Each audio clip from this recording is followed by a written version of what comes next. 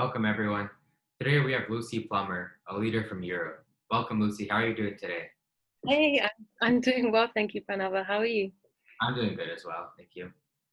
Lucy's on the steering committee of the Global Youth Alliance for Kindness as a youth leader, supporting the UNESCO MGIEP Global Youth Campaign, hashtag Kindness Matters for the SDGs, a campaign striving to put kindness at the heart of the UN SDG agenda and mobilize youth to take part in transformative acts of kindness. She is a passionate world traveler and global citizen and spent the past decade traveling to 29 countries across the world in order to better her understanding of the lives of people in other countries and cultures.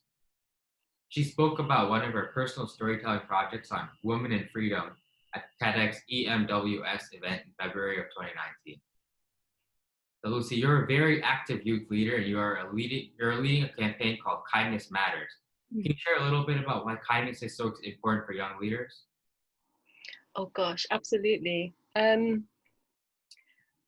think we are, in terms of why it's important for young leaders, I really feel like we're not, I don't just feel, I see we're entering an age, a new age actually, where people are really at the center, like people are at the focus. Um, and in order to lead a world that where people are at the focus, we need leaders who are really in touch with their humanity. So leaders who know what it is to be a good human being. Because because kindness is at the kind of, I feel, the real foundation of human connection. If one cannot be kind to someone else, then it's very difficult to get anything done. So what really interested me kind of about this kindness campaign is, sustainable development, the SDGs, the Millennium Goals, which were the predecessors. We've been talking about development for so long, but actually, this is the first time I've seen the two things together, kindness and development. And yeah, so I was really drawn to this because I think it's crucial. We cannot expect to make any kind of change if we don't first, if we cannot connect on a very human to human level. Um, so I think this, for me, the biggest skill that I think that young people need to have these days is humanity. And when I say humanity, I mean things like kindness, things like compassion, things like empathy. We need to be able to transcend any kind of difference between us, like any kind of superficial differences that have in the past been a real hindrance. This is the generation, I believe, that are really going to push forward that agenda, actually. And there's been a great kind of tussle in the last couple of decades, probably, like getting to this point. So I think the stage is set. I see that. And I really want to give my energies to the youth coming through today who are so passionate. They're so aware about social issues. And we're at a time where there's so many humanitarian crises, and they're only getting even more intense, whether it's the refugee crisis, climate change. All of these issues are affecting the lives of people on a very, very like urgent and tragic level. So we need, I feel, leaders and youth and like young development practitioners who can really stand on the side of people. So I think kindness is really the absolute essential quality for leaders going forward to be able to address the needs that we're seeing going forward. We just look at this current situation that we're in with the coronavirus pandemic, and we've seen global leaders and how they've responded, and it's really shown, for me anyway, I've seen, leaders like Jacinda Ardern from New Zealand, we've seen the success of how she's governed her, or how she's led her country through this time, really rooted on empathy. Mhm. She is someone that you can connect to her humanity straight away. She's very warm. Because she really cares about the people that she's governing. Whereas you see some leaders who you can just see that they are just not in touch with the people in their country, and you can see the impact of that so plainly right now. So I think we're starting to see now the emergence or the importance of these kindness qualities. Yeah, that's what I would think. Makes sense. And I think kindness is a big issue around here as well because not everyone is fully kind. But yeah, it makes sense. Yeah. No, very well traveled. What have you seen the difference in kindness levels across all the places you traveled? Oh gosh, I find that those most in close contact with nature have this kind this this sense that they are not the most important things on this planet, like they are not the masters of the earth. And I think when one is not in touch with nature, one comes to feel like they are the masters of the earth. And I think like in terms of a country like the UK, like super highly developed and stuff, we've come to see nature, we've exploited nature, we've seen it as something to manipulate and to use for our benefit. Whereas when I travel to, like, I love going to places like Himachal Pradesh in India and the Himalayas, and staying in the villages where people live so closely connected with nature. And I really feel that that brings a sense of humility to a person. um, I don't see any arrogance in people who, because I think that they understand, like, hey, I'm not like the boss here. Like, I don't run things. Like, they're very, there's just a humility with people that understand kind of the the pecking order almost of the world. And I think when you live in like such a developed country, you build this kind of bubble around yourself, and you think, hey, I'm the king of the castle, like I'm untouchable. And especially with things like the climate crisis, we don't see the effects of it so heavily right now in like developed countries in the Western world. But you go, so it's easy in that way to just turn a blind eye and just think, let me just carry on how I'm doing, like how does it really impact me. But yet you go to these countries who are just more closely connected with nature and therefore more vulnerable to the changes that we actually are the ones that are really kind of responsible for. Um, so in terms of kindness, I think that there's a real humility to these places that are not kind of chasing materialistic means, but have like kept very close to nature. I haven't really explored much of the world, even though I've been to like 29 countries. I still have so much more to discover, but this is my kind of feeling so far. And a lot of it has been in India in recent years. And I just find like people just have like very less arrogant, because they don't have this sense that we are like the absolute masters of the world. We live in harmony with the planet. They can tell you exactly when the monsoon rain is going to come. Like, they're so linked to nature. It's beautiful. And it's just, yeah, it's a really kind of kind, gentle, yeah, way to live. That's a really interesting link. I actually never thought about that before, but it definitely makes sense. And Yeah. out of the 29 countries you've been to, what do you think were the most interesting ones to visit? Where, sorry? Out of the 29 countries, what do you think were the most interesting ones? Oh my goodness, interesting. I really love to, I love going to Japan. I've been a couple of times. um I find it quite a mysterious place. Mhm.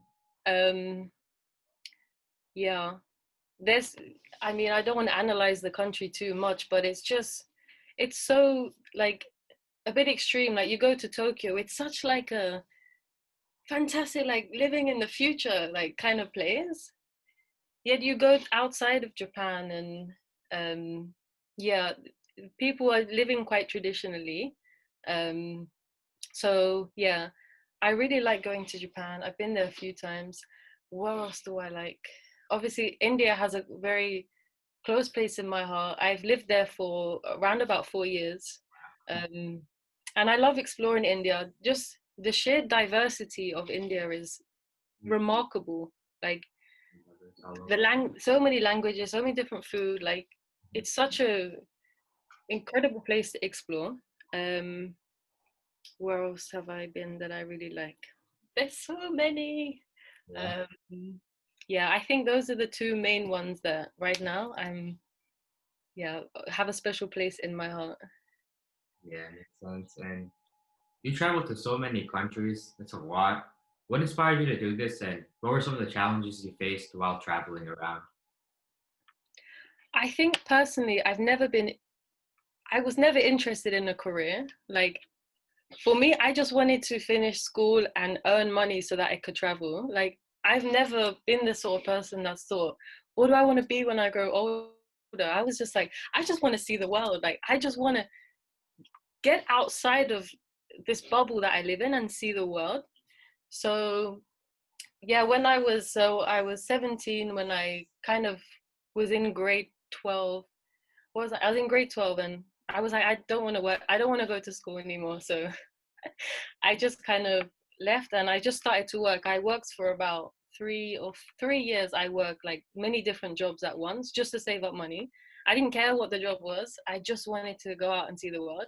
Um, and the first place I went to was Australia. So I booked like a 6 month backpacking trip to Australia. I had no idea what I was doing at the time.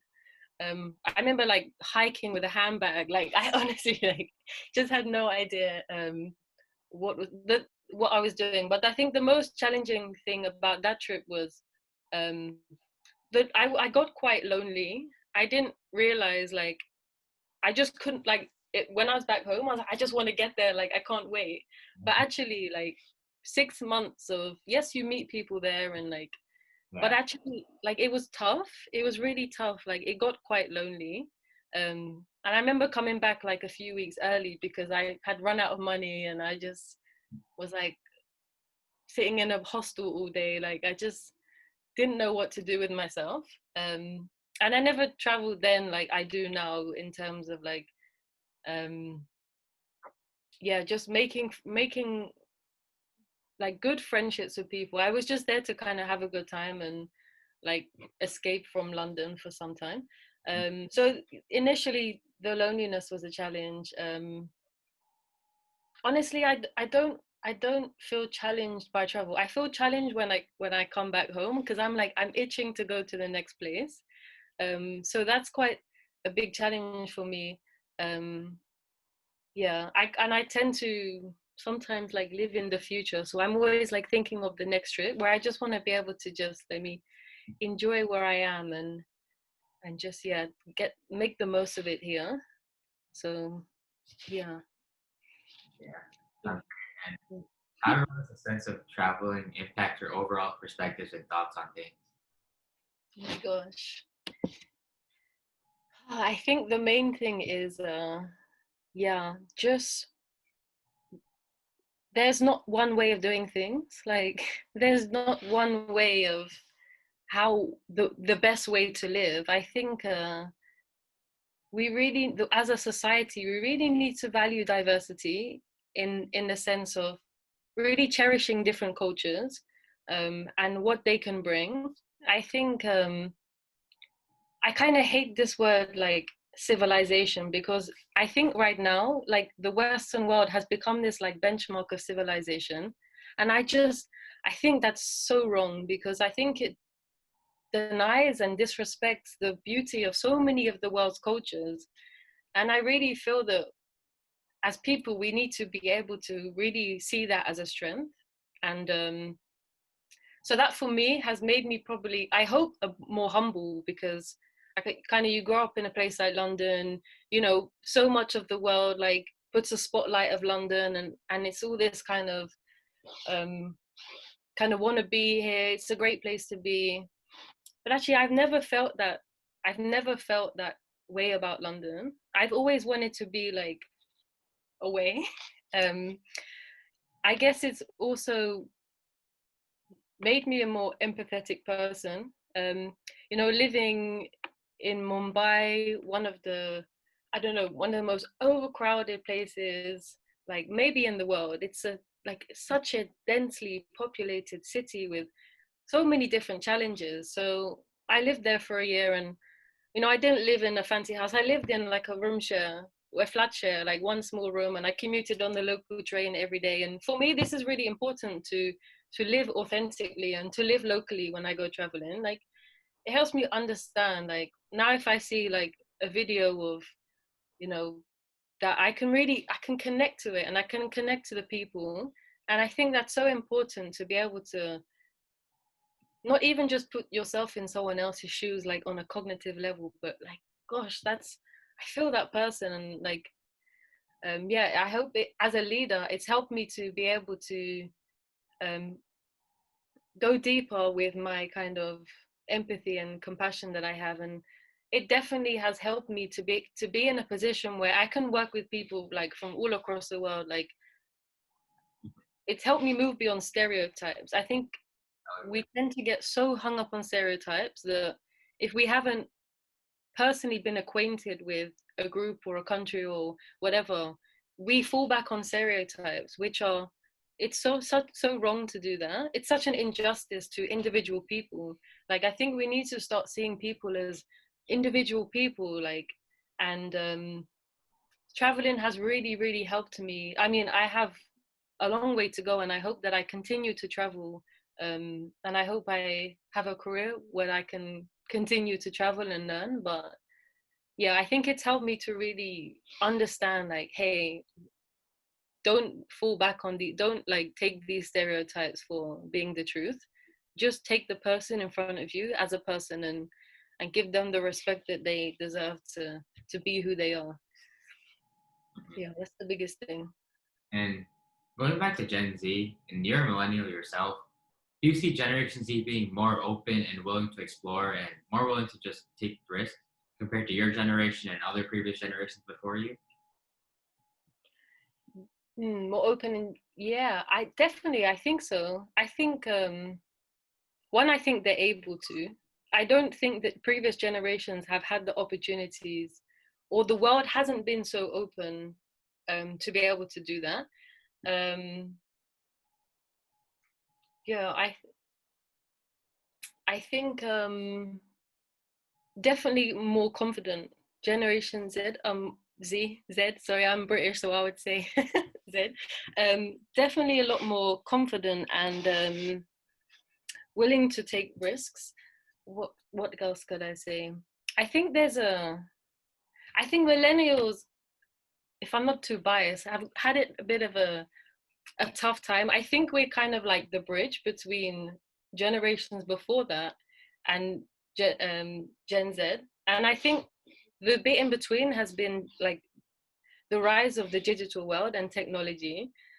Like this kind of real divide in terms of like this generation before millennials like grew up, they didn't really have technology. It was just being introduced kind of like in our generation, and now Gen Z are like they were like kind of born and it was there already.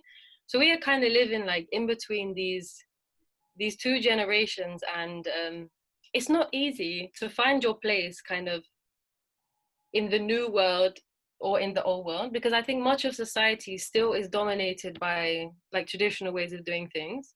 um, and a lot of us, including myself, we grew up like in those traditional ways. I didn't grow up with technology. I didn't really have it in school. I still went to the library to research and things like this. So I've had to learn, I've had to acquire the skills to use technology. And I'm still in control about, well, not so much now, but I've been in control of how much technology I want to use in my life. Whereas I think Gen Z, like pretty much, you just kind of thrust into this digital world and Exactly. guys have like picked it up and like just become so digitally literate. Whereas I think we're still kind of got it, but not as clued up as you guys are. So I think yeah, I don't know if that's reflected in the experiences that you have had, but It definitely is because I basically grew up immersed in technology, and since mm, I was like 1 years old, we had TVs, phones, everything. So completely different, I think. And definitely factors into confidence and Mm, management, I guess. absolutely. And you're just exposed to just the whole world. Like anything is at your fingertips. And I think that that's a massive power to have. It can be, I mean, I struggled like with the overload of just like how do you even like pick a career when like you could be anything. Like I when people ask me like what do you do, I can't pinpoint. I've done like so much. Like it's very difficult now. I think we can no longer ask the question like what do you want to be when you grow up. It's like, well, what do you want to do? Like what do you want to do with your life? I think that's the question that we should be asking now, because like you can wear so many hats and you can pick up so many skills and they're so transferable, and the way there's so much more freedom these days, but it doesn't come without its challenges. I think Jen said I've got it quite tough in a sense that you're rubbing up against a lot of like traditional ways, um, and trying to find your place in a world that hasn't quite caught up with you yet is very difficult. Because I think even like in terms of education, it hasn't caught up with the way the world is, like on the whole. So you I don't know, but I think that a lot of you are having such a different experience in the classroom at school, and then you're coming home when you're so like, some of you could be like certified digital marketers or like YouTubers and stuff, and then you're going sitting in the classroom like learning about like, I don't know, your regular history, geography. I don't know how it must be so like such a different experience for you guys. It wasn't really like that in my generation. We were still kind of, you know, you go to school and then you come out, you go college, you get your job, like your traditional job. And I never really wanted to be a part of that. So I think my travels like allowed me to kind of skip that. And now I'm kind of entering the work world in this new phase, which I more relate to. Um, so yeah, it's a really, really unprecedented time that we're living in on so many fronts. Yeah, that's great. And finally, what is your message to Gen Z? And what is your message to millennials on how they can integrate with Gen Z better? Wow, okay. I would say that we have to learn from each other. I think we need to move away from like what's good or what's bad, like what generation had it worse, or like all of that. Like let's just kind of, how can we work together? Like how can we learn from each other? Um, that would be one thing. Just changing the mindset of this is a collaboration. Let's see how we can learn together. Um, I think it's really important to find a good mentor in life. I think it's really important to seek out a good mentor who could help you navigate through certain things, because we are still living in a society that subscribes to like traditional ways. So we have to learn to be in harmony in some way, but also be able to push things forward. So we have to understand the mindsets and kind of the experiences that other generations had and really respect them. But we also have to be confident and bold enough to be able to push things forward. Um, oh, what else would I say? Um, yeah, I think those are the main ones. I actually wrote down a couple of things, and actually I would say don't assign yourself to like, or just have your life revolved around like one career or like one institution you want to work for or one brand. Like find your own mission or purpose that is really individual to you, and whatever assigns to that, go with that. So instead of letting someone else or something else like lead your life, decide like, what do I want to do with my life, and let that guide your decisions. So then you'll kind of attract the things that assign with you already, instead of trying to like fit in somewhere, um, which is not easy to do, but just keep on going, because yeah, the rules have changed. So we have to really be bold and confident and live with strong values. And I think these humanistic values are really the ones that we need for this century actually going forward. um, yeah, I think that's Great, what man. I would see. Thank you for coming on. I definitely think morals and values are very important, especially in times like as of right now. Hmm, Yeah. absolutely. Thank you so much, and thank you for all that you're doing. I think it's really, really wonderful bridging the gap and learning from each other. You're already starting this, so thank you so much. I'm Yeah, very inspired by you. yeah. Thanks for coming on. You're welcome.